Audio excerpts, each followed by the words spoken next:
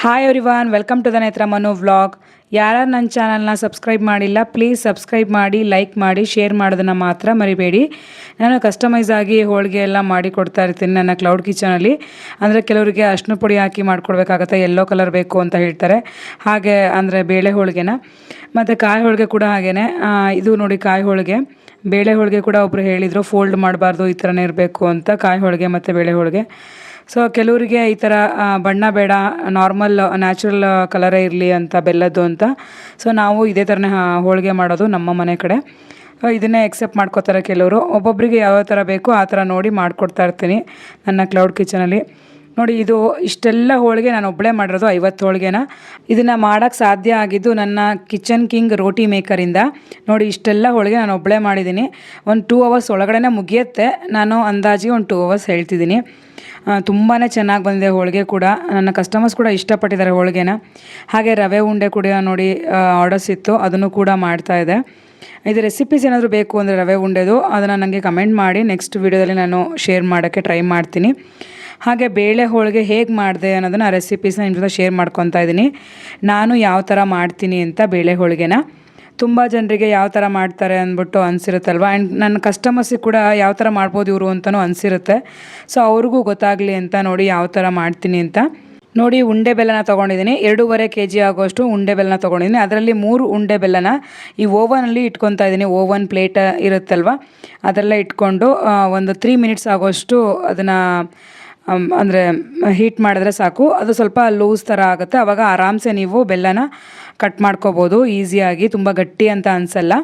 ಇದು ನನಗೆ ಯೂಟ್ಯೂಬ್ ನೋಡಿ, ನನ್ನ ವೀಡಿಯೋನ ನೋಡಿ ಒಬ್ಬರು ನನಗೆ ಹೇಳಿರೋದು, ಕಮೆಂಟ್ ಮಾಡಿರೋದು. ಯಾರು ಅಂತ ನನಗೆ ಹೆಸರು ಜ್ಞಾಪಕ ಇಲ್ಲ. ಅವ್ರಿಗೆ ತುಂಬ ಥ್ಯಾಂಕ್ಸ್ ಅಂತಲೇ ಹೇಳ್ತೀನಿ.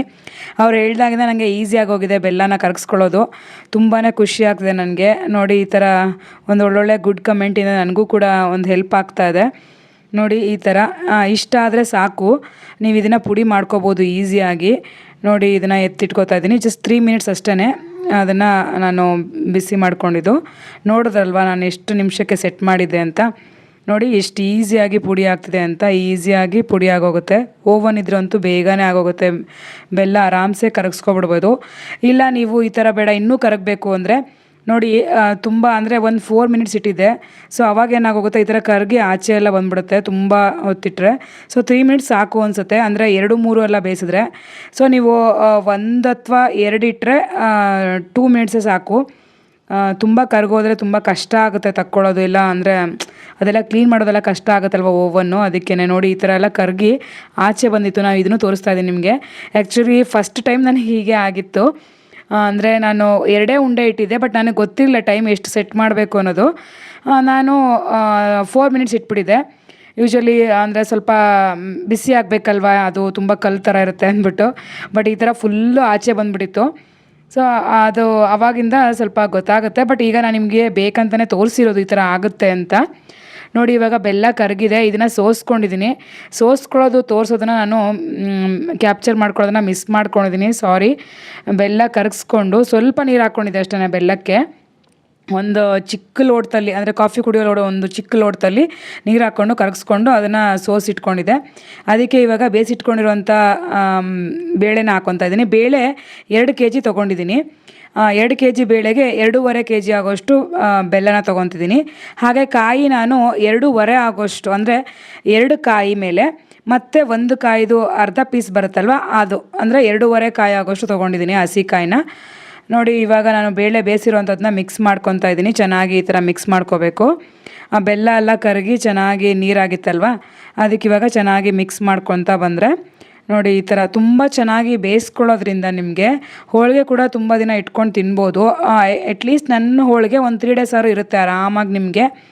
ಕೆಲವೊಂದು ಸಲ ತುಂಬ ಆರ್ಡರ್ಸ್ ಇದ್ದಾಗಲೂ ನಾನೇನು ಮಾಡ್ತೀನಿ, ಹಿಂದಿನ ದಿನ ಮಾಡಿ ಮಾರನೇ ದಿನ ಕೊಡ್ತೀನಿ. ಯಾಕಂದರೆ ತುಂಬ ಹೆವಿ 300 ಹೋಳಿಗೆ ಎಲ್ಲ ಇದ್ದಾಗ ನಾನು ಅವತ್ತೇ ಮಾಡಿ ಅವತ್ತೇ ಕೊಡ್ಲಿಕ್ಕೆ ಆಗಲ್ಲ. ಸೊ ಅದಕ್ಕೆ ಈವ್ನಿಂಗ್ ಮಾಡಿಬಿಟ್ಟು ನೆಕ್ಸ್ಟ್ ಡೇ ಮಾರ್ನಿಂಗ್ ಏನಾದರೂ ಆರ್ಡರ್ಸ್ ಇದ್ದರೆ ಕೊಡ್ತೀನಿ.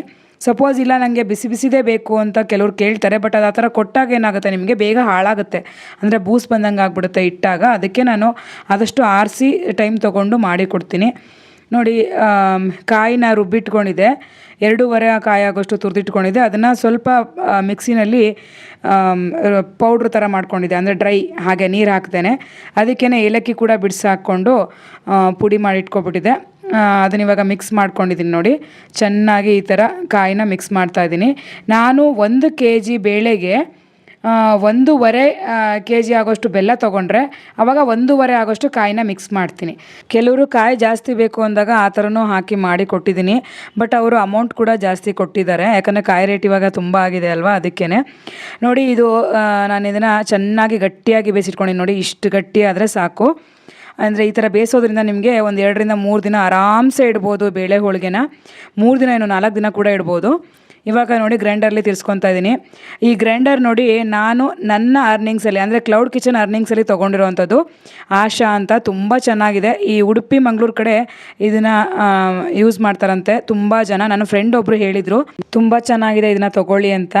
ಸೊ ನಾನು ತೊಗೊಳಕ್ಕೆ ಹೋದಾಗಲೂ ಅಲ್ಲಿ ಕೂಡ ಹೇಳಿದ್ರು, ನಾನು ಈ ಥರ ಕ್ಲೌಡ್ ಕಿಚನ್ ಮಾಡ್ತಾಯಿದ್ದೀನಿ, ಯಾವ್ದು ಬೆಟರ್ ಅಂತ ಅಂದಾಗ ಅವರು ಕೂಡ ಈ ಥರ ಕಮರ್ಷಿಯಲ್ ಯೂಸ್ಗೆ ಇದೆ ನೋಡಿ, ಡೈಲಿ ಯೂಸ್ಗೆ ತುಂಬ ಚೆನ್ನಾಗಿದೆ ಇದು ಅಂತ ಹೇಳಿ ಕೊಟ್ಟರು.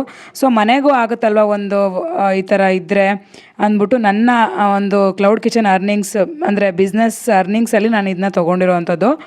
ಹಾಗೆ ಸ್ಟವ್ ಕೂಡ ನೋಡಿದ್ದೀರ ಅಲ್ವಾ, 4 ಬರ್ನರ್ ಸ್ಟವ್ ತೊಗೊಂಡಿದ್ದೀನಿ ಇವಾಗ. ಅದೆಲ್ಲ ನನ್ನ ಬಿಸ್ನೆಸ್ ಅರ್ನಿಂಗ್ಸಲ್ಲೇ ತೊಗೊಂಡಿರೋವಂಥದ್ದು. ನೋಡಿ ನನ್ನ ಇಂಪ್ರೂವ್ಮೆಂಟ್ ಅಂದರೆ ಇದೆ ಅಂತಲೇ ಹೇಳ್ಬೋದು. ನಿಮ್ಮ ಕಣ್ಣು ಮುಂದೆನೇ ಇದೆ ನನ್ನ ಇಂಪ್ರೂವ್ಮೆಂಟ್ ಯಾವ ಥರ ಇದೆ. ಸೊ ಮನೆಗೆ ಬೇಕಾಗುವಂಥ ಥಿಂಗ್ಸ್ಗಳು, ಅಂದರೆ ಇದೆಲ್ಲ ನಮ್ಮ ಹತ್ರ ಇರಲಿಲ್ಲ ಅಂತಲ್ಲ, ಇಟ್ಕೋಬಾರ್ದು ಅಂತಲ್ಲ, ಇರೋರಿಬ್ಬರಿಗೆ ಏನಕ್ಕೆ ಅಷ್ಟೊಂದು ಅಂತ ಅಂದ್ಕೊಂಡು ಸುಮ್ಮನೆ ಆಗಿದ್ವಿ. ಬಟ್ ಇವಾಗ ಮಾಡ್ತಿರೋವಂಥ ಸಣ್ಣ ಕ್ಲೌಡ್ ಕಿಚನ್ ಬಿಸ್ನೆಸ್ಗೆ ಬೇಕಾಗುತ್ತಲ್ವ. ಸೊ ಅದಕ್ಕೋಸ್ಕರ ನಾನು ಗ್ರೈಂಡರು ಮತ್ತು 4 ಬರ್ನರ್ ಸ್ಟವ್ನ ತೊಗೊಂಡಿದ್ದೆ. ನೋಡಿ ಹೋಳಿಗೆಗೆ ಇವಾಗ ಹೂರಣ ಕೂಡ ರುಬ್ಬಿಟ್ಕೊಂಡಿದ್ದೆ. ನೋಡಿ ಎಷ್ಟು ಚೆನ್ನಾಗಿ ಬಂದಿದೆ ಅಂತ ಹೂರಣ, ತುಂಬಾ ಚೆನ್ನಾಗಿ ಬಂದಿದೆ. ತುಂಬ ಚೆನ್ನಾಗಿದೆ ಗ್ರೈಂಡರ್ ಕೂಡ. ಆಶಾ ಅಂತ, ನೀವು ಡೈಲಿ ಯೂಸ್ ಮಾಡೋದಕ್ಕೆ ಆರಾಮ್ಸೆ ಅನಿಸುತ್ತೆ. ಇಡ್ಲಿ ಹಿಟ್ಟಾಗಿರ್ಬೋದು ಅಥವಾ ದೋಸೆ ಹಿಟ್ಟಾಗಿರ್ಬೋದು, ರುಬ್ಬೋದಕ್ಕೆ ಆರಾಮಾಗಿ ಅನಿಸುತ್ತೆ. ಅದಕ್ಕೋಸ್ಕರ ಸಾಕು, ಅಂದರೆ ಮನೆ ಯೂಸಿಗೂ ಸಾಕು, ಹೊರಗಡೆ ಅಂದರೆ ನಾನೀಗ ಮಾಡ್ತಿರೋಂಥ ಸಣ್ಣ ಬಿಸ್ನೆಸ್ಸಿಗೂ ಸಾಕು ಅಂತ ಅನಿಸುತ್ತೆ, ಮನೇಲಿ ಮಾಡ್ತಿರೋಂಥ ಬಿಸ್ನೆಸ್ಗೆ. ಸೊ ಹೊರಗಡೆ ಮಾಡೋದಾರೆ ಆವಾಗ ದೊಡ್ಡದಾಗಿ ಬೇಕಾಗುತ್ತಲ್ವ. ಸೊ ಈಗ ಸದ್ಯಕ್ಕೆ ನಮ್ಮ ಮನೆ ಯೂಸ್ಗೆ ಸಾಕು, ತುಂಬಾ ಚೆನ್ನಾಗಾಗಿದೆ. ನೋಡಿ ಇವಾಗ ನಾನು ಮಿಷಿನಲ್ಲಿ ಮಾಡ್ತಾಯಿದ್ದೀನಲ್ವ ಹೋಳಿಗೆನ. ಸೊ ಅದಕ್ಕೆ ನಾನು ಈಗ ಹೋಳಿಗೆ ಪೇಪರ್ಗೆ, ಅಂದರೆ ಈ ಸಿಲಿಕಾನ್ ಪೇಪರ್ಗೆ ನಾನು ಎಣ್ಣೆನ ಹಚ್ಕೊಂಡಿದ್ದೀನಿ. ಎಣ್ಣೆ ತುಂಬ ಹಚ್ಕೋಬೇಕಾಗತ್ತೆ, ಯಾಕಂದರೆ ಹೋಳಿಗೆಗೆ ನಾವು ಹಿಟ್ಟನ್ನು ತುಂಬ ತೆಳುವಾಗಿ ಕಲಿಸ್ಕೊಂಡಿರ್ತೀವಲ್ಲ, ರವೆನ, ಚಿರೋಟಿ ರವೆಲಿ. ಅದಕ್ಕೇ ನಾನು ಹಿಟ್ಟನ್ನು ಕಲಿಸ್ಕೊಳ್ಳೋದನ್ನು ತೋರಿಸಿಲ್ಲ, ಎಲ್ಲರಿಗೂ ಗೊತ್ತಿರುತ್ತೆ ಅಂತ ಅಂದ್ಕೊಂಡಿದ್ದೀನಿ. ಚಪಾತಿ ಹಿಟ್ಟಿಗಿಂತ ಸ್ವಲ್ಪ ತೆಳುವಾಗಿ ಕಲಸಿ ಅದಕ್ಕೆ ಎಣ್ಣೆ ಹಾಕಿ ನೆನೆ ಹಾಕಿರ್ತೀವಿ ಒಂದು 6 ಅವರ್ಸು. ಅದಾದಮೇಲೆ ನಾನು ಇದನ್ನು ಮಾಡ್ತಾ ಇರೋಂಥದ್ದು. ಅದು ಗೊತ್ತಿರುತ್ತೆ ಅಂದ್ಬಿಟ್ಟು ನಾನು ತೋರಿಸಿಲ್ಲ. ಆಮೇಲೆ ತುಂಬ ಆರ್ಡರ್ಸ್ ಇದ್ದಾಗಲೂ ನಂಗೆ ಅದನ್ನೆಲ್ಲ ತೋರಿಸ್ಲಿಕ್ಕೆ ಆಗಲ್ಲ ಅಲ್ವಾ. ಸೊ ಅದಕ್ಕೋಸ್ಕರ ನೋಡಿ ಇವಾಗ ಯಾವ ಥರ ಅದು ಸ್ಟಫಿಂಗ್ ಮಾಡ್ತೀವಿ ಹೋಳಿಗೆನ, ಸೇಮ್ ಅದೇ ಥರನೇ ನೀವು ಯಾವ ಥರ ಸ್ಟಫಿಂಗ್ ಮಾಡ್ತೀರಾ ಆ ಥರ ಸ್ಟಫಿಂಗ್ ಮಾಡಿ ಫುಲ್ ಕ್ಲೋಸ್ ಮಾಡಿ. ನೋಡಿ ಪೇಪರ್ ಕೂಡ ನಾನು ಕ್ಲೋಸ್ ಮಾಡಿದ್ದೀನಿ. ಇವಾಗ ಮಿಷಿನ್ಗೆ ಕೆಳಗಡೆ ನೋಡಿ ಈ ಥರ ಕ್ಲೋಸ್ ಮಾಡಿದ್ದೀನಲ್ವ ಪೇಪರ್ನ. ನೋಡಿ ಇವಾಗ ಪೇಪರ್ನ ಕ್ಲೋಸ್ ಮಾಡಿ ಇವಾಗ ಮಿಷಿನ್ಗೆ ಕೊಡ್ತೀನಿ. ತುಂಬ ತೆಳುವಾಗಿ ಬೇಕು ಅಂದರೆ ನೀವು ಲಾಂಗ್ ಪ್ರೆಸ್ ಮಾಡ್ಬೋದು, ಬಟ್ ನಾನು ಇದು ತುಂಬ ತೆಳುವಾಗಿ ಬೇಡ, ಯಾಕಂದರೆ ಹೂರಣ ಎಲ್ಲ ಸಿಗಬೇಕಲ್ವ. ಕೆಲವರಿಗೆ ತುಂಬ ತೆಳ್ಳಗಾಗ್ಬಿಟ್ರೆ ಅದು ಹೂರಣ ಎಲ್ಲ ಬಿಟ್ಕೊಬಿಡುತ್ತೆ. ಅದಕ್ಕೋಸ್ಕರ ಸ್ವಲ್ಪ ದಪ್ಪದಾಗೆ ಇರಲಿ ಅಂದ್ಬಿಟ್ಟು ತುಂಬ ಪ್ರೆಸ್ ಮಾಡಲ್ಲ. ನೋಡಿ ಎಷ್ಟು ಚೆನ್ನಾಗಿ ಬರುತ್ತೆ ಅಂತ. ತುಂಬ ಬೇಡ ಪ್ರೆಸ್ಸಿಂಗು. ನೋಡಿ ಇಷ್ಟು ನಾನು ಪ್ರೆಸ್ ಮಾಡಿಕೊಂಡ್ರೆ ಸಾಕು. ನಾನು ನಿಮ್ಗೆ ಯಾಕೆ ತೋರಿಸ್ತಾ ಇದ್ದೀನಿ ಅಂದರೆ, ತುಂಬ ಜನ ಇದನ್ನು ರೊಟ್ಟಿ ಮಾಡೋಕ್ಕೆ ಬರುತ್ತಾ ಅಥವಾ ಹೋಳಿಗೆ ಇದರಲ್ಲಿ ಮಾಡ್ತೀರಾ ಅಂತೆಲ್ಲ ಕೇಳ್ತಾ ಇರ್ತೀರಾ. ಸೊ ಅದಕ್ಕೋಸ್ಕರ ನೋಡಿ ಎಷ್ಟು ಚೆನ್ನಾಗಿ ಬಂದಿದೆ. ನೋಡಿ ಹೋಳಿಗೆ ಕೂಡ ತುಂಬಾ ಚೆನ್ನಾಗಿ ಬಂದಿದೆ. ನೋಡಿ ನಾನು ತುಂಬ ಪ್ರೆಸ್ ಮಾಡಿಲ್ಲ, ಸ್ವಲ್ಪ ಅಷ್ಟೇ. ನೋಡಿ ಇಷ್ಟು ದಪ್ಪ ಬಂದರೆ ಸಾಕು ಅಂತ ನಾನು ನಿಲ್ಲಿಸ್ಕೊಂಡಿದ್ದೀನಿ. ನಿಮಗೆ ಇನ್ನೂ ತೆಳುವಾಗಬೇಕು ಅಂದರೆ ಇನ್ನೂ ತೆಳುವಾಗಿ ಕೂಡ ಬರುತ್ತೆ. ನೋಡಿ ಇವಾಗ ಕಾದಿರೋ ಹಂಚಿಗೆ ನಾನು ಹಾಕ್ತಿದ್ದೀನಿ. ನೋಡಿ ತುಂಬಾ ಚೆನ್ನಾಗಿ ಬರುತ್ತೆ. ನಿಮಗೆ ತೆಳುವಾಗಬೇಕು ಅಂದರೆ ತೆಳುವಾಗಿ ಕೂಡ ಮಾಡ್ಕೋಬೋದು. ನೋಡಿ ಎಣ್ಣೆ ಹಚ್ಕೊಳ್ಳೋದ್ರಿಂದ ತುಂಬ ಚೆನ್ನಾಗಿ ಬರುತ್ತೆ. ನೋಡಿ ಈ ಥರ ತಿರುಗಿಸಿ ಹಾಕಿದ್ರೆ ಎಷ್ಟು ಚೆನ್ನಾಗಿ ಉಬ್ಬಿ ಬರುತ್ತೆ ನೋಡಿ ಹೋಳಿಗೆ ಅಲ್ವಾ. ನೀವು ಕೈಯಲ್ಲಿ ಮಾಡಿರೋ ಥರನೇ ಇಲ್ವಾ ಹೋಳಿಗೆ, ತುಂಬಾ ಚೆನ್ನಾಗಿ ಬರುತ್ತೆ. ನಾನು ಒಬ್ಬಳೇ ಇದ್ದಾಗ ನಾನು ಮಿಷಿನಲ್ಲೇ ಮಾಡ್ಕೊಳ್ಳೋದು, ಯಾಕಂದರೆ ಲೇಬರ್ಸ್ ಎಲ್ಲ ಸಿಕ್ಕಲ್ಲ. ಆಮೇಲೆ ಈವ್ನಿಂಗ್ ಬರ್ತಾರೆ ಲೇಬರ್ಸು. ಸೊ ನನಗೆ ಮಧ್ಯಾಹ್ನ ಆಲ್ರೆಡಿ ಕಳಿಸ್ಬೇಕಾಗಿರುತ್ತೆ. ಆವಾಗ ನಾನು ಒಬ್ಬಳೇ ಮಾಡ್ಕೊಂಡಿರೋದು ನೋಡಿ 50 ಹೋಳಿಗೆನ. ಆ್ಯಕ್ಚುಲಿ ಹಬ್ಬದ ಹಿಂದಿನ ದಿನ ನನಗೆ ಆರ್ಡರ್ ಇತ್ತು. 50 ಬೇಕು ಅಂತ. ಬಟ್ ಲೇಬರ್ಸ್ ಎಲ್ಲ ಬರೋದು ಅಂದರೆ ನನಗೆ ಹೆಲ್ಪರ್ಸ್ ಎಲ್ಲ ಬರೋದು ಈವ್ನಿಂಗು, ಅಷ್ಟರೊಳಗೆ ನಾನು ಮಾಡಿ ಕಳಿಸ್ಬೇಕಲ್ವಾ. ಸೊ ಅದಕ್ಕೋಸ್ಕರ ನಾನು ನೋಡಿ 50 ನಾನು ಒಬ್ಬಳೇ ಮಾಡಿದ್ದೀನಿ. ನನ್ನ ಕಿಚನ್ ಕಿಂಗ್ ಅಂದರೆ ರೋಟಿ ಮೇಕರಿಂದ ನೋಡಿ ಎಷ್ಟು ಚೆನ್ನಾಗಿ ಬಂದಿದೆ, ಸಾಫ್ಟಾಗಿ ಕೂಡ ಇರುತ್ತೆ, ತುಂಬಾ ಚೆನ್ನಾಗಿರುತ್ತೆ. ಈ ಥರ ಹಾಕಿ ಆರಿದ ನಂತರ ಈ ಥರ ಫೋಲ್ಡ್ ಮಾಡಿ ಅದನ್ನು ಪ್ಯಾಕ್ ಮಾಡ್ತೀನಿ. ನನಗೆ ಹಬ್ಬಕ್ಕೆ ಅಂದರೆ ಯುಗಾದಿ ಹಬ್ಬಕ್ಕೆ ಬಂದಂಥ ಆರ್ಡರ್ ಇದು. ಆದರೆ ಹಬ್ಬದ ಹಿಂದಿನ ದಿನವೇ ಕೊಟ್ಬಿಡಿ ನಮಗೆ ಅಂತ ಹೇಳಿದರು. ಅದಕ್ಕೋಸ್ಕರ ನಾನು ಮುಂಚೆನೇ ಮಾಡ್ತಾಯಿದ್ದೀನಿ. ಅಂದರೆ ಹಬ್ಬದ ಹಿಂದಿನ ದಿನವೇ ಮಾಡಿ ಅವತ್ತೇ ಈವ್ನಿಂಗ್ ಕಳಿಸ್ಬೇಕಿತ್ತು. ಸೊ ಅದಕ್ಕೆ ಮಧ್ಯಾಹ್ನನೇ ಮಾಡಿ ಈವ್ನಿಂಗ್ ಕಳಿಸ್ಕೊಡ್ತಾಯಿದ್ದೀನಿ. ಹೀಗೆ ಅಂದರೆ ನೆಕ್ಸ್ಟ್ ಡೇ ಕೂಡ ಹಬ್ಬಕ್ಕೂ ಕೂಡ ಕೊಡಬೇಕಿತ್ತು ತುಂಬ ಜನರಿಗೆ, ಅದು ಕೂಡ ಮಾಡಿದೆ. ಹಾಗೆ ಈವ್ನಿಂಗ್ ಕೂಡ ಹೆಲ್ಪರ್ ಬರ್ತೀನಿ ಅಂತ ಹೇಳಿದರು. ಸೊ ಅವರು ಕೂಡ ಮಾಡ್ತಾರೆ ಅಂದ್ಬಿಟ್ಟು ನಾನು ಫಸ್ಟ್ ಈ ಆರ್ಡರ್ನ ಕಳಿಸ್ಬೇಕಿತ್ತಲ್ವ. ಸೊ ಅದಕ್ಕೋಸ್ಕರ ಮಾಡಿ ಇವಾಗ ಪ್ಯಾಕ್ ಮಾಡ್ತಾಯಿದ್ದೀನಿ. ಈ ಥರ ಬಟರ್ ಪೇಪರ್ನ ಹಾಕ್ಬಿಟ್ಟು ಫೋಲ್ಡ್ ನೀಟಾಗಿ ಅವರಿಗೆ, ನನಗೇನಂದರೆ ಒಂದು ಪೀಸು ಕೂಡ ಅದು ಹಾಳಾಗಬಾರ್ದು ಅಂದ್ಬಿಟ್ಟು ಪ್ರತಿಯೊಂದು ಪೀಸನ್ನು ನಾನು ಈ ಥರ ಚೆನ್ನಾಗಿ ಮಡಚಿ ನೀಟಾಗಿ ಬಟರ್ ಪೇಪರ್ನ ಇಟ್ಬಿಟ್ಟು ಈ ಥರ ನೋಡಿ ಆದಷ್ಟು ಅವರಿಗೆ ಹಾಳಾಗದೇ ಇರೋ ಹಾಗೆ ಹೋಗಬೇಕು ಅನ್ನೋದು ನನ್ನ ಒಂದು ಆಸೆ. ಅಂದರೆ ಪೀಸ್ ನೋಡಿದಾಗ ಖುಷಿ ಆಗಬೇಕು. ಈಗ ನಾವು ಮನೇಲಿ ಮಾಡಿಟ್ಕೊಂಡಾಗ ಹೇಗಿರುತ್ತೆ ಹಾಗೆ, ಯಾಕಂದರೆ ಕಿತ್ತೋಗಿರೋದೆಲ್ಲ ಒಂಥರ ಕೊಡಲಿಕ್ಕೆ ನಮಗೂ ಹಿಂಸೆ ಅನಿಸುತ್ತೆ ಅಲ್ವಾ. ಅದಕ್ಕೇ ನೋಡಿ ಹೋಳಿಗೆ ಕೂಡ ಎಷ್ಟು ಚೆನ್ನಾಗಿ ಬಂದಿದೆ ಅಲ್ವಾ. ಆ ರೋಟಿ ಮೇಕರಿಂದ ತುಂಬಾ ಹೆಲ್ಪ್ ಆಗಿದೆ ನನಗೆ. ಹಾಗೆ ನಿಮಗೇನಾದರೂ ಹೋಳಿಗೆ ಬೇಕು ಅಂದರೆ ಒಂದು 3 ಡೇಸ್ ಮುಂಚೆನೇ ನನಗೆ ಕಾಂಟ್ಯಾಕ್ಟ್ ಮಾಡಿ, ಈ ಸ್ಕ್ರೀನ್ ಮೇಲೆ ಬರ್ತಿರೋಂಥ ನಂಬರ್ಗೆ ಕಾಂಟ್ಯಾಕ್ಟ್ ಮಾಡಿ ಆರ್ಡರ್ ಮಾಡ್ಕೋಬೋದು. ಇದಿರೋದು RR ನಗರದಲ್ಲಿ. ಹಾಗೆ ರೋಟಿ ಮೇಕರ್ದು ಕೂಡ ನನ್ನ ಕಾಂಟ್ಯಾಕ್ಟ್ ನಂಬರ್ನ ಡಿಸ್ಕ್ರಿಪ್ಷನ್ ಬಾಕ್ಸಲ್ಲಿ ಹಾಕಿರ್ತೀನಿ, ಅದನ್ನು ಕೂಡ ನೀವು ಬೇಕಿದ್ದರೆ ಆರ್ಡರ್ ಮಾಡ್ಕೋಬೋದು. ನೋಡಿ ಯುಗಾದಿ ಹಬ್ಬಕ್ಕೆ ತುಂಬಾ ಆರ್ಡರ್ಸ್ ಇತ್ತು ಹೋಳಿಗೆನ, ಆರ್ಡರ್ಸ್ ಕೂಡ ಮುಗಿಸ್ಕೊಂಡೆ. ಇಲ್ಲಿಗೆ ಈ ವಿಡಿಯೋನ ಮುಗಿಸ್ತಾ ಇದ್ದೀನಿ. ಈ ವಿಡಿಯೋ ಇಷ್ಟ ಆಗಿದ್ರೆ ಪ್ಲೀಸ್ ಲೈಕ್ ಮಾಡಿ, ಶೇರ್ ಮಾಡಿ, ಸಬ್ಸ್ಕ್ರೈಬ್ ಮಾಡೋದನ್ನು ಮಾತ್ರ ಮರಿಬೇಡಿ. Thank you all.